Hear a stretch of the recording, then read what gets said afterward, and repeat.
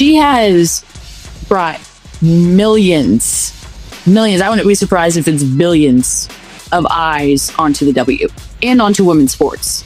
She is a Kobe Bryant. And that's how Diana was. That's how Sue was. Like, we've had these types of people, but this is just bigger because the media platform is bigger than it ever has been. I don't have an ego, so I'm able to just tell the truth. Like, if it was someone else, I'd be like, yeah, like Angel Reese, she's also brought millions of fans. You know what I mean? I think Caitlyn has brought way more, but I also think she has too. Like, I'm just not naive, and I might be blonde, but I'm not fucking dumb. People who say I'm a clout chaser, no, I'm just being honest about why the league is where it is at. Give the girls the flowers, like, give it to them. They deserve it. The truth is finally coming out, and it's coming from someone who has never been afraid to tell it exactly like it is. Sophie Cunningham has had enough of watching the WNBA disrespect the very player who saved their league from irrelevance, and she's not holding back anymore. What makes her defense of Caitlin Clark so powerful isn't just what she's saying, it's who's saying it, and why she's been saying it long before it became popular to do so. Cunningham, if it wasn't for Sophie Cunningham's podcast, I never would have had this eureka moment. Sophie Cunningham came to the Indiana Fever in the offseason. She's been taking full advantage of every opportunity she's got. An opportunity on the court, ballin'. An opportunity to protect Caitlin Clark, did that. Off the court, endorsement deals. Off the court, advertisers are falling in love with her. We got Colin Cowherd saying, hey, Sophie, you want your own podcast? Sophie Cunningham says, sure, I'll take my own podcast. And what has Sophie Cunningham been doing on this podcast? Letting us in on some secrets? Yeah, I love that. Pulling back the curtain on some time? Yeah, I love that too. This isn't some Johnny-come-lately jumping on the Caitlin Clark bandwagon for clout or clicks. This is Sophie Cunningham, the woman who was praising Clark when her own Phoenix Mercury teammates were plotting against her in the locker room. The woman who recognized the Caitlin Clark effect before anyone else in the WNBA had the courage or intelligence to admit what was happening right in front of their faces. Why does everybody hate Caitlin Clark? And do you hate Caitlin Clark? Come on, talk dude. to me. Absolutely not. I think that she's a gem. I didn't know her, but All-Star Weekend, we kind of bantered back and forth a little bit. And she's lovely. She has a lot of pressure on her shoulders. And I think a lot of people always have a lot to say with people they don't even know or shoes they've never been in. And for me, I think she's handling the pressure very well. She's doing a lot of great things for women's basketball. And I'm a fan. Like, I would love. If you are enjoying, please subscribe. While other WNBA players were voting Caitlin Clark as the 9th best point guard in the league, Sophie Cunningham was already calling her a gem and expressing her desire to play alongside her. This wasn't after Clark had proven herself beyond any doubt. This wasn't after the ratings came in or the attendance figures were tallied. This was when Clark was still getting targeted by veterans who couldn't handle the spotlight she was bringing to their struggling league in her sophomore year. Ultimately, when you see all this vitriol of people who cannot stand her, it's like, okay, well, what has she done wrong? Yeah. She's a great basketball player, so you might not think it's fair that she's the face of the league, and that's understandable because there have been fantastic players in the WNBA for a long time. But Caitlin didn't disparage them. She just came in and kind of changed the game with her style. So I think it's one of those things where you have to say, okay, maybe I don't think it's fair based on the previous women who have been in this league, but it's not Caitlin's fault. All she's done is elevate the game for all of us. And I think instead of being pissed off about that, you should be appreciative of that and say, maybe it's not fair, but it's not your fault. And I get other players, like they've worked hard and they've worked to build this league up over their time, and all of a sudden this young player comes in and now all the attention is on her. And the numbers don't lie about what Sophie saw before everyone else. When WNBA players cast their all-star votes and ranked Clark 9th among guards, despite her leading all players with over 1.2 million fan votes, it revealed everything wrong with the league's mentality. Dick Vitale called it absolutely pure jealousy, and he was right. But Sophie Cunningham had been calling out this jealousy long before it became obvious to everyone else. But time and time again, Sophie Cunningham has repeatedly been calling out the officiating. And what's one thing the WNBA holds over these players' heads? Ooh, I'm going to fine you. Ooh, if you call out the officiating, I'm going to fine you. And the players say, no, I can't afford that. So they keep it all hush-hush. But Sophie Cunningham, she's sitting on a pile of money. So when Kathy Engelbert hears her say something about the referees, Kathy says, here's a fine. And Sophie says, okay, here's payment. Here's what separates Sophie from the rest of the league. She understands business. She understands that when Clark's games draw 2.7 million viewers, making it the most watched WNBA game in 25 years, you don't try to tear that down. You protect it. You build around it. You recognize that this isn't just about basketball anymore. It's about the survival and growth of women's professional sports. So the Fever saw it coming. They went and got Sophie Cunningham, 6-year-old black belt. This is what the Bulls did with Charles Oakley to protect Michael Jordan. And I said this last year several times. The WNBA is not a vertical league. Their players can't jump over each other to score like the NBA. It's a horizontal chippy league. And you didn't watch the NBA for the last 10 to 12 years. It has always been physical and always been chippy. You get into a lot of collisions because there's no John Morant here. There's no Ant Edwards. They don't jump over. It's a horizontal physical league. And Caitlin Clark now is like kerosene to the physicality flame. So you have physicality in this league, and now you get this flashy player, and they don't know how to officiate her. They don't know how to defend her. When Sophie joined the Indiana Fever in 2025, she immediately made her position clear. She has changed our game in the best possible way and every way, Cunningham told reporters. I want her to go do her thing, and anything she needs from me, I'm going to be here. This wasn't diplomatic speak or media training talking. This was genuine recognition from someone who had witnessed firsthand what happens when a league gets the gift of a generational talent. The most damning revelation came when Sophie exposed what was really happening behind closed doors during Clark's rookie season. Even when I wasn't on her team, I know the talks Phoenix had in their locker room of like, we're going to show her what the W really is, Cunningham revealed on her podcast. This wasn't just competitive intensity. This was coordinated targeting of a player whose only crime was being too good too fast and bringing too much attention to a league that couldn't handle success.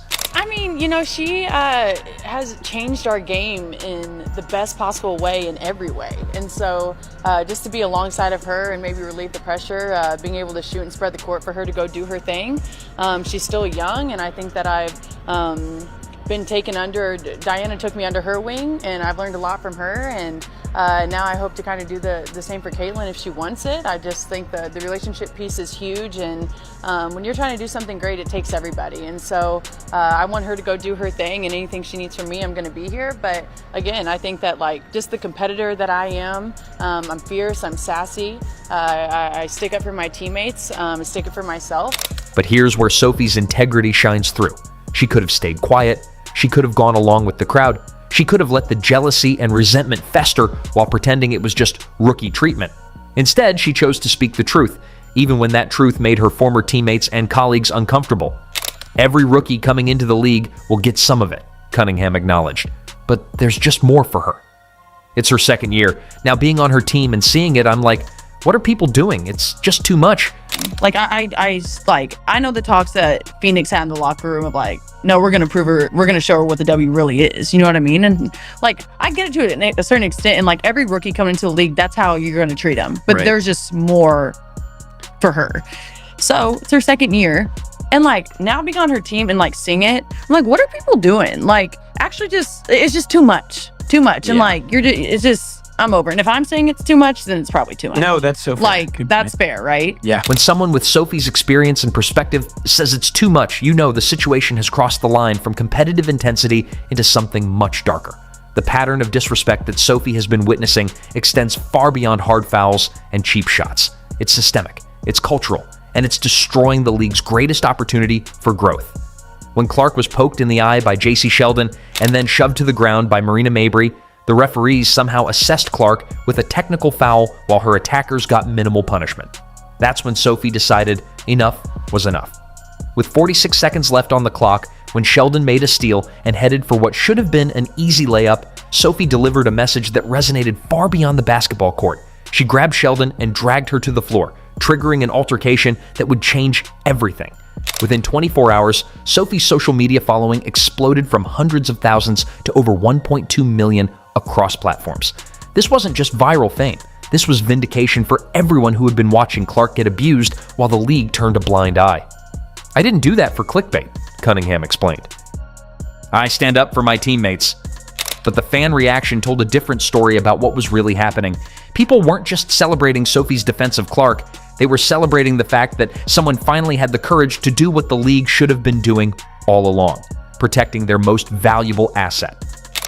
It just feels like people are jealous of this new little wave of. They are, but I just hate that because like this is what we've always wanted as a league. So like, who cares who gets the credit? And if you're smart, you're making money off of them. Yeah. Like you are literally making money from the viewership. And what she made the chirp was about how she didn't help plan the fucking. Who cares? shirts. Like who cares? You know what I mean? Like I just hate when like people do stuff to get, it's like clickbait. Yeah. Like, you know, and there's so much clickbait, especially surrounding Caitlyn. And so like, it's just like, just be nice. Like, why can't people just be nice? Yeah. That's what I don't, coming from the girl who I was just saying we just drugged talked for 2 someone hours down. about how you fucking beat someone up. Just be nice. It's not that hard. The business implications of Sophie's stance cannot be overstated. Clark has generated more interest, attendance, and revenue for women's basketball than any player in the sport's history. Her presence has transformed television ratings, with Fever games averaging 1.178 million viewers compared to just 394,000 for other WNBA games.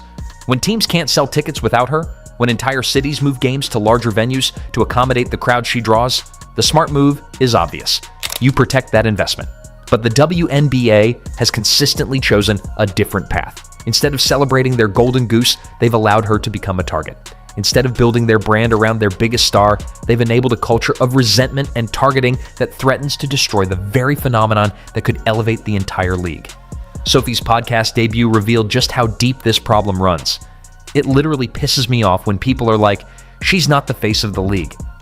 What? She said with obvious frustration.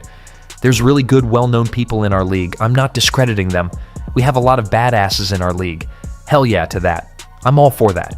But when people try to argue that she's not the face of our league or our league would be where we're at without her, you're dumb. This isn't trash talk or hyperbole. This is mathematical reality.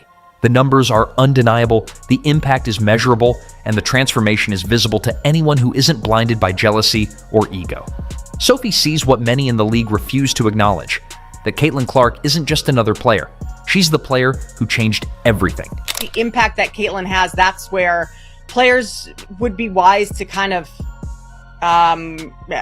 uplift Caitlyn even more or try and catapult her, because it only does wonders for the league. Like they are able to wear "pay me what you owe me" shirts because they're getting a new TV rights deal because of Caitlin Clark. So like there's so many sides to this, but like at the end of the day, it's what's best for the league and it's what's best for these players individually if Caitlin Clark kind of continues to build. The clear difference between Sophie's approach and the league's approach reveals everything wrong with the WNBA's priorities.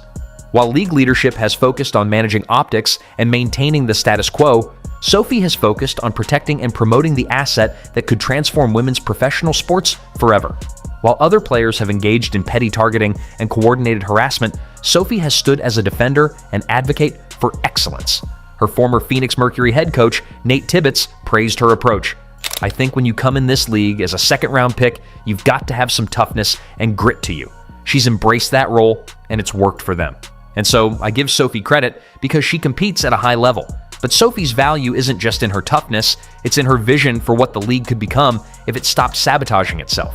The financial opportunities that have come Sophie's way since her defense of Clark tell their own story about the market demand for someone willing to stand up for what's right. Her agency lined up fresh deals within days of the incident, including partnerships with Ring and other major brands.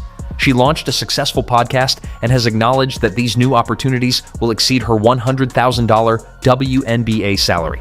The market is rewarding integrity and courage, while the league continues to reward mediocrity and jealousy. Oh, not last week, a couple days ago, when Caitlin Clark got destroyed, her girl Sophie came to her defense, and this was the most beast mode thing that I've seen a woman do in WNBA history. I'm not for the violence, you know what I'm saying? But I am for you saying, if y'all want to get busy out here, we can get busy out here. And I know we got some clips of Sophie outside of basketball going to the game. So I just want to put the whole picture together, right? Good at basketball. She's fighting back for Caitlin Clark. And then, she showed up to the games. But Sophie's message goes deeper than individual success or even team loyalty. She's calling out a systemic failure that threatens the future of women's professional basketball. This is what we've always wanted as a league, she pointed out. So who cares who gets the credit? This should be the attitude throughout the WNBA. Celebrating success regardless of where it comes from, building on momentum rather than tearing it down, protecting stars rather than enabling their abuse. The tragic irony is that Sophie had to leave Phoenix to find teammates and an organization willing to support this vision. Her revelation about Mercury locker room conversations shows how deep the toxicity runs. Players who should have been celebrating the arrival of a generational talent were instead plotting to show her what the W really is. They got their wish. They showed Clark exactly what the WNBA is, a league so consumed by petty jealousy that it would rather destroy its own salvation story than admit it needs help. Sophie's emergence as Clark's defender and advocate has bought the WNBA some time, but it's also highlighted just how broken the system has become. When fans celebrate an enforcer more than they celebrate the league itself, when jerseys sell out because of fights rather than basketball excellence, when players gain millions of followers for defending teammates rather than for athletic achievement, the league has lost its way entirely. So the Fever saw it coming. They went and got Sophie Cunningham, 6-year-old black belt. This is what the Bulls did with Charles Oakley to protect Michael Jordan. And I said this last year several times. The WNBA is not a vertical league. Their players can't jump over each other to score like the NBA. It's a horizontal chippy league. And you didn't watch the NBA for the last 10 to 12 years. It has always been physical and always been chippy. You get into a lot of collisions because there's no Ja Morant here. There's no Ant Edwards. They don't jump over. It's a horizontal physical league. And Caitlin Clark now is like kerosene to the physicality flame. So you have physicality in this league, and now you get this flashy player, and they don't know how to officiate her, they don't know how to defend her. The most telling aspect of Sophie's stance is how it contrasts with the league's official response. While the WNBA has consistently failed to address the systematic targeting of their biggest star, Sophie has taken it upon herself to provide the protection and advocacy that should have come from league leadership. She's doing the job that commissioners and referees have failed to do, ensuring that talent is protected and excellence is celebrated rather than punished. Her comparison of Clark to legends like Diana Taurasi and Sue Bird shows the level of respect and recognition that should be standard throughout the league. The way that Caitlin thinks of the game, that's a really close second, Sophie said about Clark's basketball IQ compared to Taurasi's. They're always 10 plays ahead of everyone. They're always on a whole different wavelength. This is the kind of appreciation and analysis that should be coming from every corner of the WNBA, not just from one courageous teammate willing to speak the truth. Sophie Cunningham's defense of Caitlin Clark isn't just about protecting one player, it's about defending the future of women's professional basketball itself. She understands what the WNBA leadership seems incapable of grasping, that Clark isn't a threat to the league's established order, she's the key to its transformation and growth. The way that Caitlin thinks of the game, that's a really close second. And so they're always 10 plays ahead of everyone. They're always on a different wavelength. And I'm just happy that I got my time with DT. I love her to death. I'm so excited to watch her docuseries. I think she deserves the world and more. I know she's enjoying retirement, probably going crazy because she's also psycho, and I've said that multiple times. But it's been fun to be a sponge and then kind of talking with Caitlin, just kind of seeing that she's at the beginning of her professional career, but there's a lot of similarities there. The choice facing the WNBA is simple. They can listen to Sophie Cunningham's wisdom, protect their most valuable asset, and build a sustainable future around the phenomenon that could elevate the entire sport. Or they can continue down their current path of enabling jealousy, tolerating targeting, and destroying the greatest opportunity in the league's history. Sophie has made her choice. She's standing with excellence, protecting talent, and fighting for a vision of what women's professional basketball could become. The question now is whether the WNBA will finally listen to the voice of reason or continue their march toward irrelevance. Time is running out, and Sophie Cunningham is done being patient with a league that refuses to recognize its own good fortune.